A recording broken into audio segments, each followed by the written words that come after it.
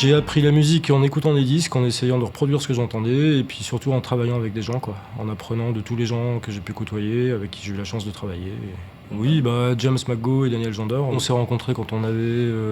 moi je devais avoir 16 ans, ils en avaient 14 à peu près. Bon, on a commencé par un espèce de trio bizarroïde, on faisait un mélange de tout ce qu'on avait envie de faire, un peu d'Hendrix, un peu de Coltrane. On jouait tout n'importe comment et très mal, mais voilà, fallait bien commencer.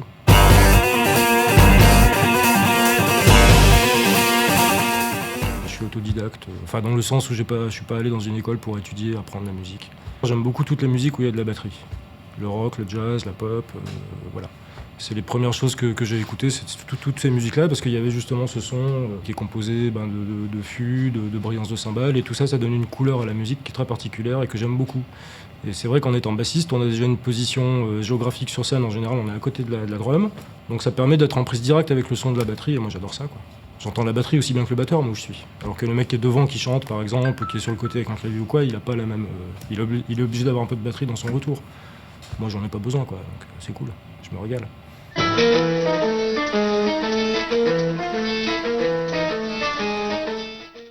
J'ai commencé, comme je te disais auparavant, en écoutant vraiment du rock, quoi. Du rhythm and blues et du rock, Jimi Hendrix, Otis Redding, toutes ces choses-là. Puis bon, toute la musique aussi des années 70, l'époque où j'étais gamin. Donc le Pink Floyd, tous les groupes progressifs, Yes, King Crimson, tout ça, Magma évidemment, toutes ces choses-là. Et c'est après que je me suis mis à écouter un peu, à m'intéresser au jazz. Parce qu'au début, je connaissais pas tout simplement. En fait, je suis venu au jazz par l'intermédiaire plus ou moins de Magma, d'ailleurs, on peut dire. C'est ça qui m'a orienté vers cette musique-là ensuite. Magma, j'ai écouté ça très, très jeune, hein. Et j'ai beaucoup aimé déjà à l'époque, quoi. Il y avait un son vraiment que je trouvais très très prenant, quoi, qui me parlait énormément.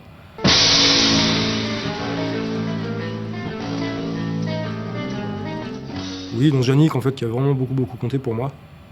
Qui a un son que j'aime énormément, enfin un jeu que j'aime, qui me touche beaucoup et que j'admire énormément. Et je pense que c'est un petit peu pour ça aussi que je me suis orienté vers cet instrument-là, quoi, parce que ça m'a tiré l'oreille à chaque fois. Et c'est une place qui me plaisait bien, quoi, dans un orchestre.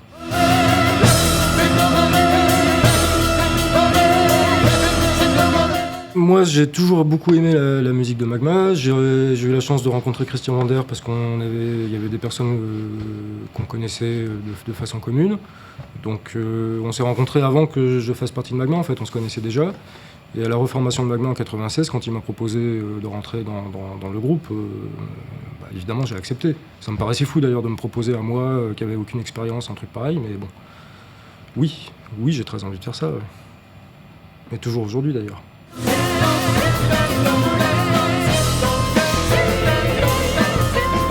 Il fait partie des gens qui m'ont appris beaucoup de choses sur la musique, le placement du son, la façon d'envisager le rythme, les couleurs, aussi la façon de composer, enfin bon, tout ce qu'on a pu travailler ensemble, quoi.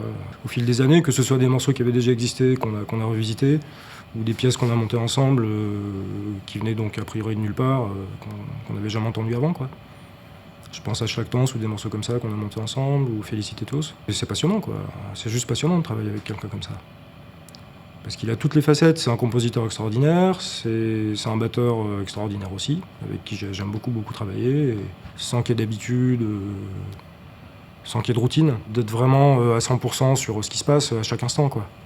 C'est toujours nouveau, en fait. À chaque fois, c'est quelque chose qui est remis en question et qui est nouveau à chaque fois qu'on fait un concert. Donc c'est très intéressant justement de travailler comme ça, parce que c'est pas répétitif. Il y a quand même une part d'improvisation qui reste assez importante aussi. Enfin, il y a toujours des choses imprévues. Et donc voilà, on sait jamais ce qui va se passer. Et c'est très très excitant ça. Pour moi, c'est un bonheur, quoi.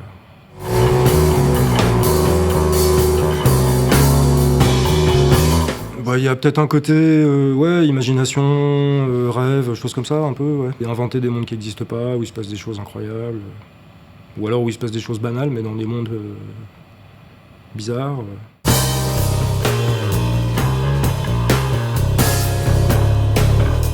Non, c'est pas une volonté au départ de faire des pièces longues, au contraire. En général, ça part d'une idée très simple, et que j'essaie de décortiquer, d'en extraire le maximum de choses, de voir ce que ça donne dans un sens, dans un autre, si on fait le contraire, enfin bon bref. J'essaye toutes sortes de pistes à partir d'une ou deux petites idées qui me plaisent bien. Ça peut être un riff, Ça peut être une petite grille avec 2-3 accords, ça peut être une mélodie, ça peut être plusieurs types de petits éléments musicaux qui vont ensuite en générer d'autres comme une espèce de cascade, finalement une source qui est de plus en plus grosse, quoi. J'essaye de garder une cohérence pour une pièce, c'est-à-dire de trouver qu'est-ce qui va avec quoi. En fait, c'est pas toujours évident, ça. Je me laisse guider surtout par ce que j'ai envie d'entendre. Une question de goût, après.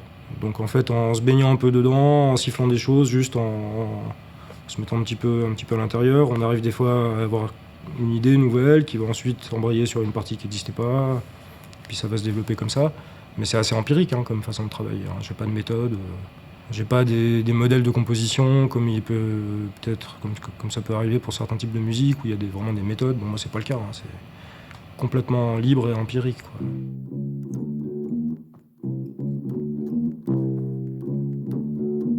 Tout part d'une première idée qui est juste un riff chromatique, c'est pour ça que ça s'appelle Chrome d'ailleurs. Un peu plus de son comme ça. Non, je vais baisser, t'inquiète pas.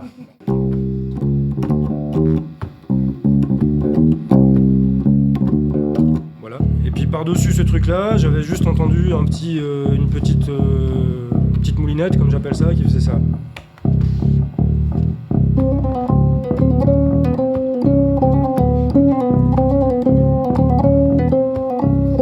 Maintenant, si on écoute ce qui se passe dans les trous, il reste un petit peu de place, il reste.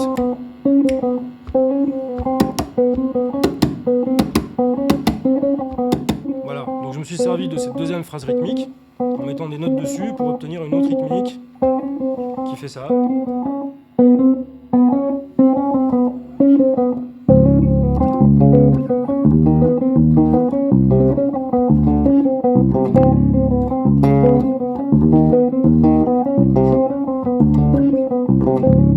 Voilà, donc ça c'est un petit exemple. Donc ça veut dire que déjà à partir d'une petite cellule, tu peux extraire un autre truc qui peut devenir une rythmique, donc qui découle en fait d'un petit riff, mais ça devient une rythmique de basse. Et tout ça, ça crée du coup une ambiance un petit peu plus intéressante que celle que j'avais avec juste un seul riff et une seule mélodie, donc ça permet de développer une autre partie. Voilà, il y a plusieurs combines, des trucs de transposition aussi des fois. Je pars d'une mélodie et puis je transpose les notes en fait en les mettant par groupe de 4. Je considère que Do, Mi bémol, Fa dièse, La, c'est la même chose. Même chose pour Do dièse, Mi, Sol, Si bémol.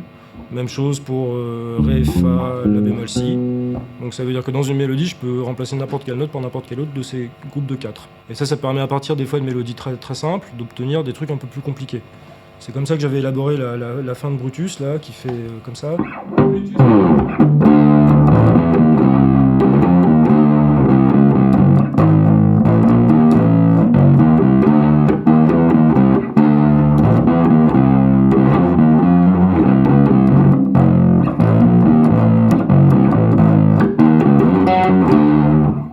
Bon, ça, ce riff, par exemple, en fait, au début, c'est juste une petite phrase chromatique qui est toujours la même.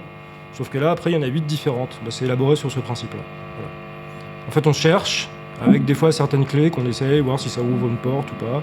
Ça s'organise peu à peu. Aussi, en travaillant avec les copains, on essaye des choses. Ça s'affine avec le temps. Ça prend du temps.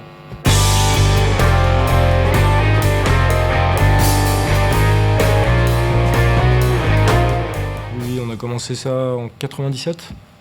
Ça fait déjà un certain temps maintenant. Au début, oui, c'était vraiment 4 personnes qui avaient un peu la même vision d'une musique, quoi, et on était vraiment d'accord sur ce qu'on avait envie de faire, et ça a bien fonctionné comme ça pendant toutes ces années. Et voilà, c'était un fonctionnement vraiment de groupe où chacun pouvait amener de la musique, chacun participe à tout, et voilà, c'était très très bien. Ensuite, on a eu la chance de travailler avec Bruno Ruder, qui est un excellent pianiste, un très bon musicien, qui s'est bien intégré au groupe, qui a proposé de la musique aussi, qui a vraiment fait un super boulot. Bon, ce qui est dommage, c'est qu'on n'a pas eu trop d'opportunités pour tourner beaucoup. Bon, là, on était sur le point de relancer, vraiment remettre toute la machine sur les rails, et puis il se trouve que James est très malade et qu'on ne peut pas le faire. Donc voilà, c'est une triste période pour ces raisons-là. Oui, ça reste une très belle histoire de musique, je pense. On a fait des beaux disques, il s'est passé beaucoup de choses. Moi, je suis assez fier de tout ce qu'on a pu faire. Puis c'est vrai que c'est rare d'arriver à réunir 4 mecs qui ont envie de faire la même chose. C'est pas facile à faire.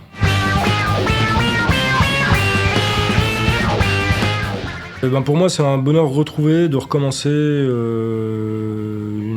nouveau groupe finalement, avec des gens avec qui j'ai pas eu l'occasion de travailler jusqu'à maintenant, ou très peu. Et donc chacun amène évidemment toute la musique qu'il a en lui, aussi bien sa façon de jouer, le son qu'il a, sa façon d'écrire. Et on essaie de mélanger tout ça pour faire des musiques ensemble. Et il y a une bonne circulation au niveau de l'énergie entre nous, une grosse émulation. Donc pour moi, c'est le début d'une très belle aventure. J'espère que ça va durer. Et je suis très heureux de participer à ça.